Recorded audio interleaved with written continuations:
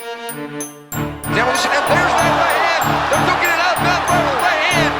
Takayama.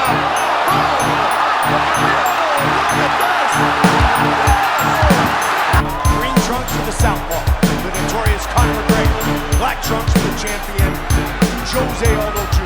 Conor relaxed, smiling. Oh! Nate Diaz, you just shook up the world. How's that feel? Hey, I'm not surprised.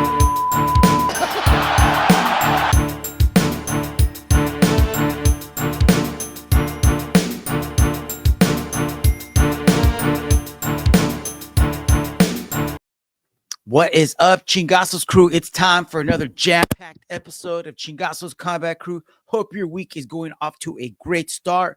We had just wrapped up UFC 311. What a fantastic show. What a great way to start 2025. Your boy here went 5-0 on his first parlay of the year. Let's talk Chingasos, y'all. Let's just jump right into this, y'all. Like I said, hope your week is kicking off to a fantastic start. I must kick it off with another awesome edit. For all of you out there listening, thank you so much for tuning in. But if you'd like to watch the videos and see the visuals I got for you guys, because you're going to want to head over to our YouTube page at Chingasos Crew. Make sure you hit that subscribe and like. Your boy here would really appreciate it. So like I said, started off with another awesome edit. Go for the pound for pound number one in the UFC, Islam Makhachev. Let's do this. Found this bad boy on Reddit, as I do everything else, but introducing his opponent, badass. Fighting out of the red corner, a combat fighter, holding a professional record, 25 wins, 1 loss. He stands 5 feet 10 inches tall. Loving these Undertaker vibes right here, guys. Pounds, fighting out of Moscow, Russia, presenting the reigning, defending, undisputed UFC lightweight champion of the world,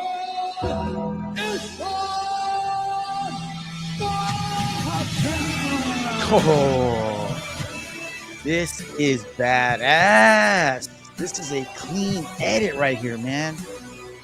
Love the filter they put on in the background. But again, man, if you're listening, head over and check this out. I'll have it posted on the show. Created by @Muhammad_John_007. I won't play the whole thing. I'll let you guys check it out for yourselves, but it goes super hard. Say Islam Makhachev. Awesome edit. Speaking of someone that goes super hard, I don't know if you guys heard this. I just saw this yesterday. Apparently, Paddy Pimblett had some online beef with Octagon fighter Dennis Frimpong. And they'd been going back and forth online for a while. And Paddy was like, F it, let's just have a old fight at the gym. So these dudes laced it up, no pads. It looks like this guy, or actually they both have shin guards on, but no headgear. So here they are. And I know a lot of people online are talking about saying how this guy is an amateur, but I don't think he's an amateur if he's fighting for Octagon. But for sure, he's not at the same level as Paddy. I won't play the whole thing because it's about 5 minutes. But if you want to see the whole thing, head over to our YouTube page at Chingasos Crew, where you can see the whole 5-minute, 50-second video. Here they are standing. 2 minutes into it, they're still standing. Let's forward to 3-4 minutes. Looks like they hit the ground. How did they hit the ground? Somebody's gonna shoot. Oh, Paddy shot underneath. Ooh, nice little trip takedown by Paddy.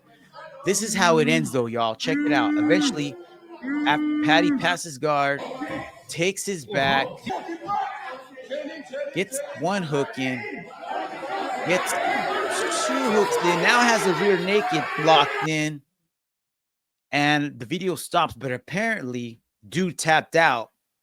Paddy didn't give a F because Paddy's got better things to do, like give people brain damage. So I don't know. I guess the beef is settled. Who knows what's going to happen from that, but it is what it is. All right, moving forward. Check this out. This video has been making the rounds on the socials for a while now, maybe a little over a week. Apparently, somebody stole a backpack in this town, and a hero will appear out of the shadows in this green shirt. Check it out. Boom! Blast double. Pile drive, ends it with a nice little arm bar, secures the backpack.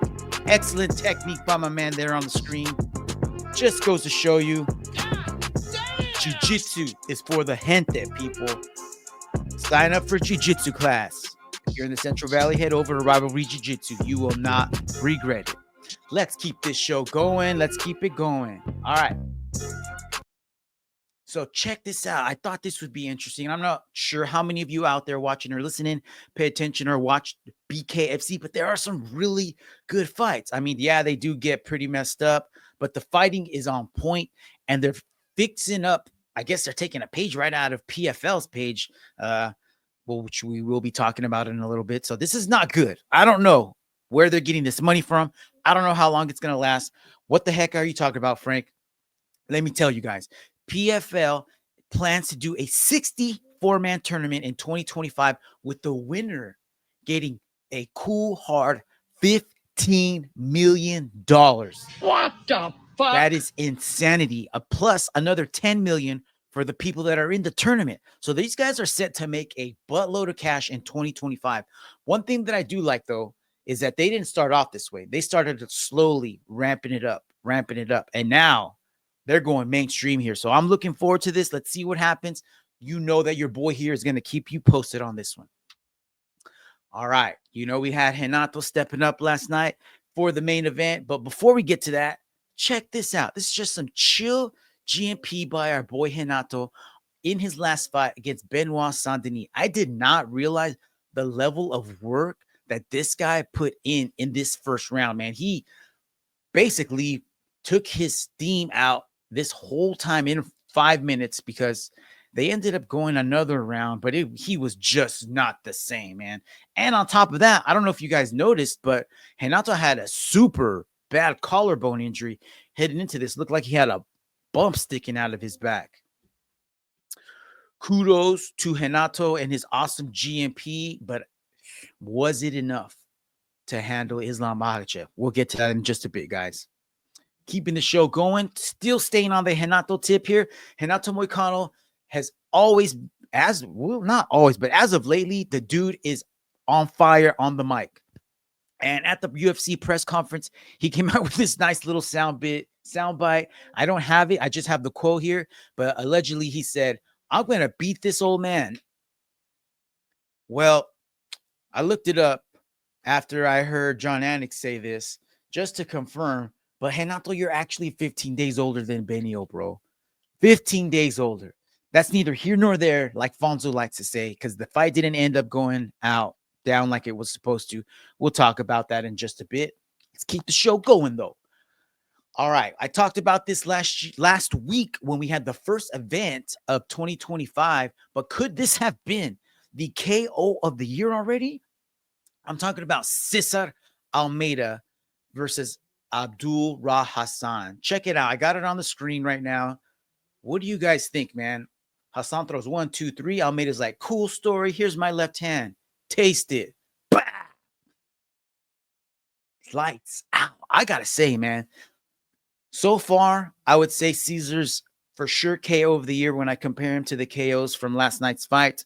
We'll get to the finishes in just a bit, but for sure, I'm going to be comparing this KO to every KO this year. And we'll see if it remains number one by the end of the year. What do you guys think? All right. All right. Fumble of the century or not, man. I'm talking about PFL. You guys already know they had bought Bellator. But this past week, they are officially wrapping it up. No more Bellator. I don't know what they're going to do with the fighters. I'm hearing that they are released, but that PFL has some weird matching clause. I don't know what that means. I don't know if they're going to match it and just not let them go and just hold them hostage there. But apparently, Don Davis said at least Patricio Pitbull has been officially released and he is free to go sign with any organization that he so chooses. Well, my man wasted no time and hitting up Dana White on the Twitter sphere, said at Dana White, "Hi, I'm officially unrestrictedly free." He didn't say it like that. Don't come at me, Patricio. But Uncle Dana was asked about him last night at the post UFC 311 press conference. Check out what he had to say. Are you interested in bringing him into the featherweight division? I don't know. I'll talk to the boys about that, and we'll see where we're at. Another one is Aaron Pico. Ali Abdelaziz said his exclusive negotiation window, I think, ends this week. I definitely know the boys are interested in him. That's what I'm talking about, bro. That is what I'm talking about. Get the boys, just like Skeletor on the screen says, you better make this happen. You cannot go wrong by adding a Patricio Pitbull and an Aaron Pico. Bro, let's go. Awesome matchups to be made soon. I promise you guys. All right. So I got on the screen right now the fight shorts for the main event and co-main event champs on the screen. I thought these both went super hard. I really was digging the Crusades style there on Merab. Love it. Looks like some Assassin's Creed stuff going on, influence going on there.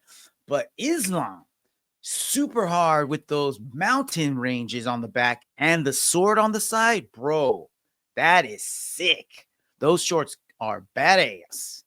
Not going to pay $220 or whatever the hell they're selling them for. All right, guys. I know a while back I talked about Ultimate Fighter, saying how it's lost its luster. It's just not the same. And it starts at the top. If you have two coaches that are vested in the team and are fun for us to watch as fans, you're going to have a good show no matter what. And I think they're turning the corner this year. Tough 33, apparently MMA Junkie is reporting that the two coaches for this upcoming season that's going to start on May 22nd will be none other than UFC veteran, retired UFC fighter. Both of these guys are retired. Daniel Cormier and Chael Sonnen from The Good Guy and the Bad Guy. I'm not sure if you guys follow that podcast or watch the show on ESPN, but they are super entertaining. They are both into promoting MMA and they're just awesome coaches. So this should be a really good season. I'm looking forward to see what they present for the guys and how their games grow. So starting May 22nd, once the show comes on, I'll have a weekly update on what's going on the show for you guys here, because it should be a fun show. I have not watched the last 2 seasons of Ultimate Fighter. I'm willing to invest in this one for sure, though. All right, man. By now, you already know Arman Tsarukyan had to pull out of his main event fight at UFC 311 against our boy Islam. And man, to say that I was really looking forward to this fight is a mega understatement. I cannot tell you guys how many times I've gone back since they originally fought the first time. And I'll just watch this every once in a while just for the fun of it. So my heart was broken when they announced this. I thought it was kind of fishy with all the training footage of Arman doing all these crazy exercises, bending his back in all these crazy positions. And then it turns out that, hey, you know what? I didn't do it enough, I guess, because I hurt my back. Or was it brujeria, bro? Was it brujeria brought on by none other than Renato Moicano? I don't know where this came out from. This just popped up on Reddit a while ago. And apparently, this happened a while ago. This was posted by Red Corner MMA, and they had a quote bar from our boy Renato where he said, "I hope Islam or Arman break a leg." What? He may not have broken a leg, but he was injured enough to pull out. So Renato answers the call, moves up to the main event. So we did have a little scramble there. Supposed to be Benio taking on Renato. That fight got completely scratched. And then Renato, off of the Benoit Saint-Denis ass whooping, gets gifted a title shot. Let's talk about the bangers here. I'm only going to talk about the fights that I thought were the most entertaining or they resulted in a finish, including every fight on the main card. I'm just going to talk about one fight on the prelims. So hype on this guy, Payton Talbott. I was telling you guys, he's the next coming. Apparently not. He is not ready. He needs some hardcore takedown defense. He needs learn a way to get back up to his feet. I don't know what he's got to do here. I'm talking about Payton Talbott taking on Raoni Barcelos, and this was a 3-round masterclass by a veteran in Barcelos, just taking Talbott to the deep waters where he knew he couldn't survive, where he knew he was going to struggle, and sure enough, he did. Every time the fight was on the feet, Raoni would get a couple punches to the face, didn't like it, and eventually he would close the gap and somehow either trip, get a single leg, and drag Payton down to the canvas where Payton had no clue on how to get back up. I mean, not really. He did. He got back up a couple times, but the control time, the damage that was being done, even though it wasn't a whole lot of damage, in the judge's eyes, it was just way too much for them to look past. And Raoni gets the unanimous decision. Payton Talbott, back to the drawing board, my man. I'm not saying I'm jumping off yet, but I hope that you fix that little hole there, because everything else about you and your game is a maze. So let's see how he bounces back from his first loss, man. Payton Talbott, 9-1. Moving on to the main card. Now, check this out. This was the first leg of my 5-leg parlay. Kevin Holland, RDR, opening up the pay-per-view. And I got to say, man, I thought Kevin Holland was going to take this, but at the last minute, changed my mind. Picked RDR. I thought his ground game was enough. Or was it because Kevin Holland was being a jackass on the Jailton podcast, talking smack to my boy Rampage? That had a little bit to do with it. And I did want to see him get humbled. And bros, it did not take long for RDR to make short work of Kevin Holland.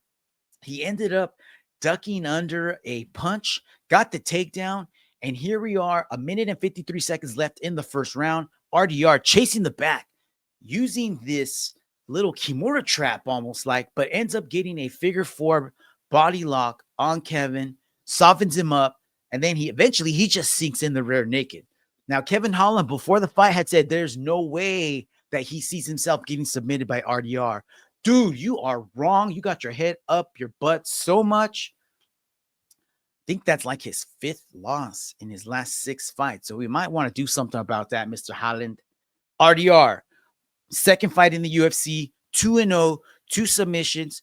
I like that at the end of the fight, he did call out for a top 5 fighter, but he didn't say who.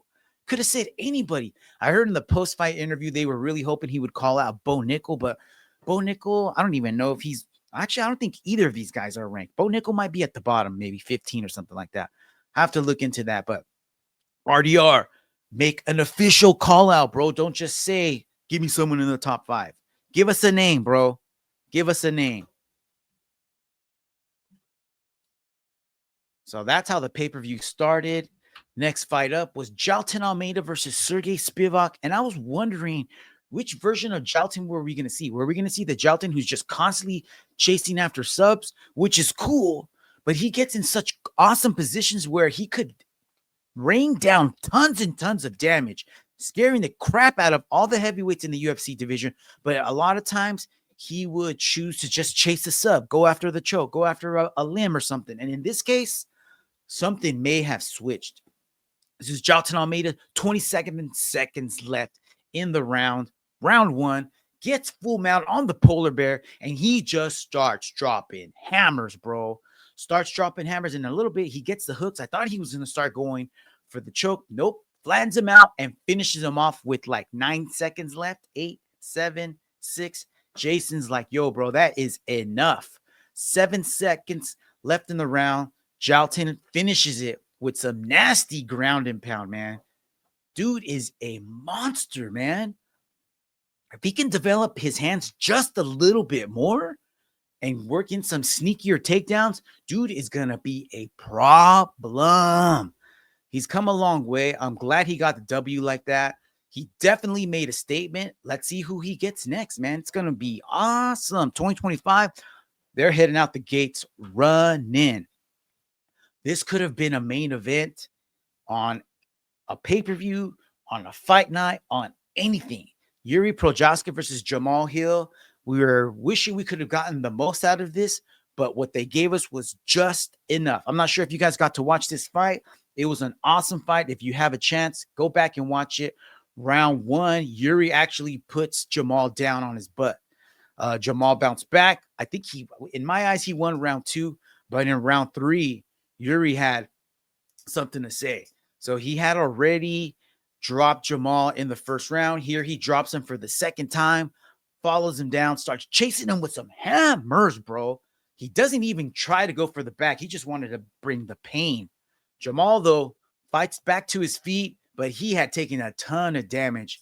And here, some sloppy punching, but Jiri gets Jamhal down, and then he just follows it up with strikes.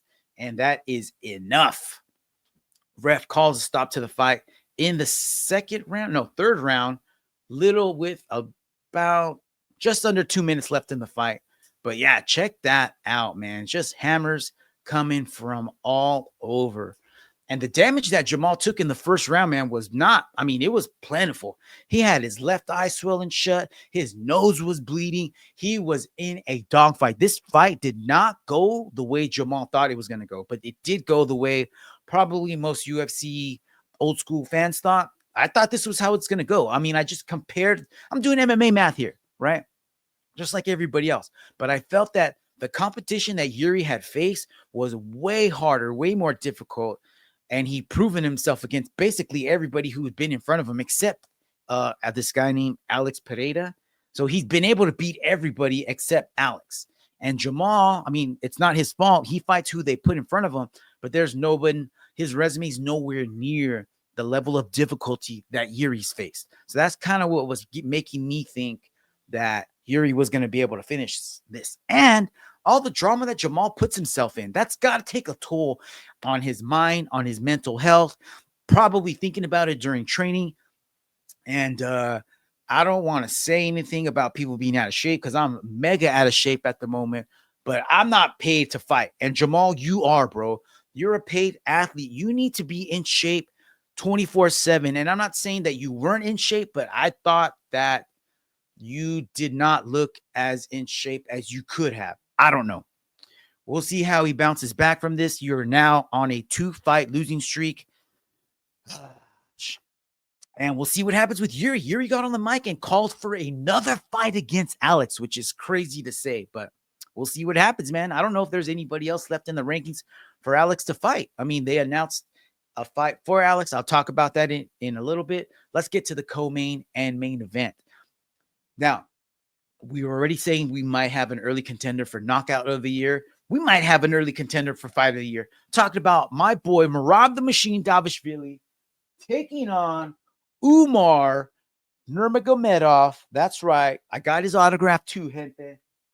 Even if it does look like he printed it or a 5-year-old did it. That's Merab, guys. It's my boy, Merab.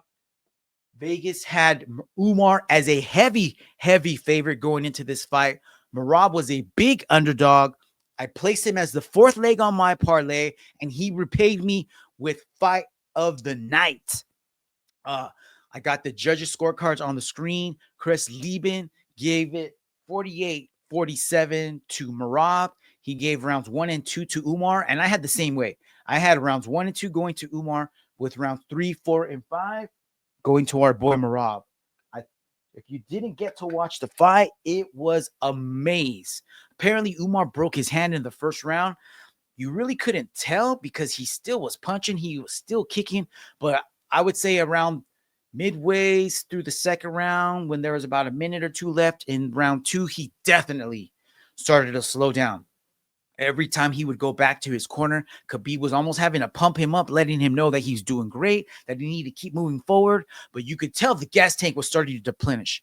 And the opposite was happening on the other side of the cage because Merab slowly was starting to ramp it up. He went from almost virtually almost none. I want to say he probably shot once or twice in rounds 1 and 2. But once round 3 hit, he was his old self, spamming the takedowns, making Umar work, dragging him to the deep waters, making him deplete that gas tank, and he just did what Merab always does, dragging his opponents to the deep waters, making him get tired, where in the later rounds, he just overwhelmed them with takedowns, takedown attempts, strikes, kicks, knees, whatever he was doing, he was in control, and he was having a hell of a good time talking to the crowd, talking to Joe Rogan and the boys there. I kind of wish he would have stayed more in the moment and more in the fight and disregarded everything else because he could have piled on the points even more. But he did it. He went on to win, and it looks like UFC is probably going to make Sean O'Malley versus Merab 2. Stay tuned to that, guys. All right, main event time.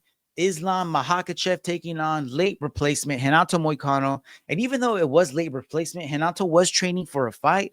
And not only that, Renato was training with the guy that Islam was supposed to fight.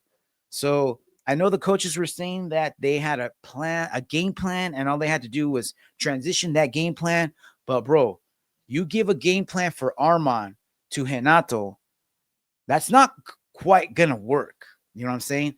That's like putting a monster truck in a NASCAR race. Yeah, it's a race car, and yeah, it was training to be in that race, but not that type of a race, right? So Islam ends up making short work of Renato, but guys, I don't know if you saw this. Renato stunned Islam and almost dropped him. Islam took a step back, and after that, he was like, okay, I'm not playing this game. I'm going to take you down. Took Renato down, and that was the beginning of the end for our boy Renato, man. He gave it his all, didn't quite make it out of round one. You could definitely see a strength and just he knew what he was doing. As soon as Renato postured up, Islam snatches that neck like a gator, rolls deep on another Dars, and Renato taps out immediately. Check this out. Islam makes Renato kick him off from the top. When he does that, he's forced to try to get back up to his feet. And when he does, he tries to push off and he leaves his head open. He had to. At this point, I don't know what you want to do. You don't want to be up against the cage. So he was kind of forced to do this. The only thing he could have done was go right back to his back, which he didn't want. And he only left his head up for a sec. And that's all Islam needed to ratchet in that Dars, making it look easy, bro. One round of work. He did get on the mic and say, that's what champs do. I heard a cold-blooded quote by him. He said something about gladiators don't get to pick their opponents on their way to the Coliseum. What the Yeah, fuck? that's some cold-blooded stuff, man. All right. So next week's show, I'll be talking about matchups for both of those guys. Let's see what they do. Like I said, they sound like they're going to make Merab versus Sugar one more time. And as far as Islam's concerned, I don't know if he's going to be moving up to 170 with his boy Bilal as the champ right now. So I don't see him wanting to move up and fight anybody if it's not going to be for the belt. So maybe he'll fight Ilya. I know Cali Firefighter. You want to see that fight? You're thinking Ilya could KO Islam. I don't know, man. But if Renato can touch him like he did, then definitely Ilya's got a chance, right, guys? I don't think he will, but you never know. All right, on the screen, I got the next UFC pay-per-view. And after last night's show, every show is probably going to be a dud. But I feel like they didn't even really try on this card, man. So they're taking it down under. Co-main event, Zhang Wei Li versus Tatiana Suarez. In the main event, Dricus du Plessis versus Sean Strickland, running it back. But everything underneath that, dudes, guys, girls, awful, man. Awful. Justin Toffel, why are you on a pay-per-view main card? Jimmy Crute, what the hell? Jake Matthews, come on, guys. We can do better than this, man. I'm not hoping for injuries or anything. It's kind of too late for that. But, yeah, this could be a UFC fight night. Maybe even you take the co-main and main event out, this is an Apex card at best. Ugh. All right, but check this out. They can't all be gems. Somebody once told me that. That's Eddie Contreras, by the way. But after UFC 312, we got UFC 313 down at the T-Mobile Arena in Las Vegas, and it looks like we got a main event and a co-main event. Alex Poatan Pereira finally going to be taking on Magomed Ankalaev, and our co-main event, Justin Gaethje, making his return to the octagon after getting KO'd by Max Holloway last year, going to be taking on up-and-coming fighter who seems to have resurrected his career with every tattoo that he's received, the number 6 lightweight fighter in the UFC, Dan Hooker. That should be a banger of a fight, man. I can't wait. UFC 313 in the spring. Let's go, y'all. All right, my people, that's all I got. As usual, you guys already know YouTube's going to be hating on me, so I'm going to have to block the clips, but I will be posting them on the socials. Looks like I'm going to be posting a little more on Threads since the TikTok got banned, but don't even trip because my boy Trump's on it starting tomorrow, which is today because you're listening to it on Monday. All right, y'all, that's all I got. Have a kick-ass week. I'll talk to you guys next week, and I'll have the best MMA news from around the globe, and I'll let you all know what you should be watching. All right? Peace.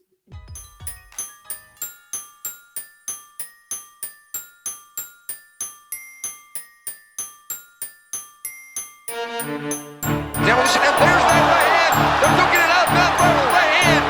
Takayama.